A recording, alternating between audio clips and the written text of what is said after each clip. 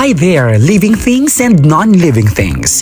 Kung hilig mo ang pagkape at ang hanap mo'y lugar na pwedeng pang Instagram, abay, meron po niyan dito sa Quezon Isabela, sa may Barangay Santos, na talaga namang swak na swak sa mga magkasintahan, magkakaibigan, magbabarkada at pamilya.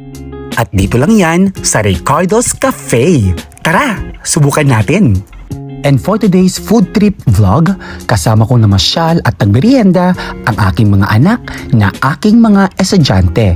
Shoutout nga pala kay JM dahil siya pong may-ari ng aming sakyan na Kolong Kolong. Ganon din sa Heymen Club. Matatagpuan lang ito sa may bandang kanan kung pupunta ka ng Tuguegarao City, at kung pupunta ka naman ng Rojas, abay, andito lang siya sa may bandang kaliwa. Are you ready, living things and non-living things? Tara na't pasukin ang Ricardo's Cafe. Sa pagpasok pa lang, ramdam mo na ang preskong vibe ng lugar, at talaga namang hindi magpapatalo ang interior design ng loob ng cafe. At sa kabuuan ng building, ito pala ay may dalawang palapag. Ito ang first floor kung saan ka pwedeng mag-order ng pagkain, at ito naman ang hagdan paakyat papunta sa second floor. At syempre, susubukan natin yan mga living things and non-living things. At ito naman ang pwedeng kainan at tambayan sa may second floor, na talaga namang perfect for sunset viewing. Na talaga namang perfect spot for couples, barkada, magkakaibigan at magkakapamilya. At ito naman ang view sa second floor ng cafe, na talaga namang kitang-kita mo dyan ang buong kabuuan ng lugar, at perfect nga siya for sunset viewing. And again, dito lang yan sa may Santos, Quezon, Isabela. At inumpisa na nga naming umorder ng aming kakainin. At syempre, andyan ang sekretary ng aming grupo na si Onofre. Ay naman dyan, Plang. At syempre, kasama ko dyan sila JM and the rest of the group.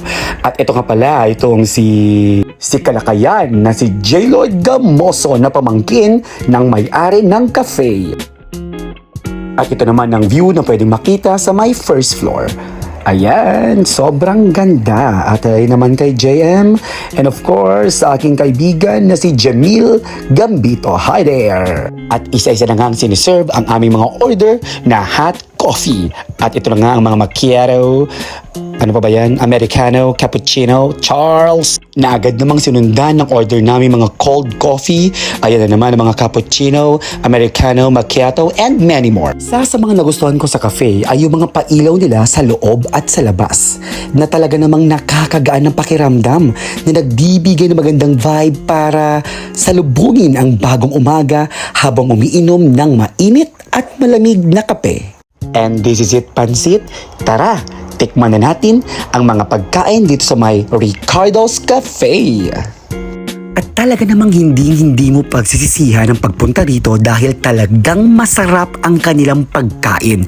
Pansit pa lang, abay ulam na. Swak na swak sa panlasa. Mura na nga, masarap pa, healthy pa. Kaya saan ka pa? Order ka na. And that ends our food trip vlog for today. Kaya Quezonians, ano pang hinintay ninyo? Tara na't subukan ang mga masarap na kape here at Ricardo's Cafe.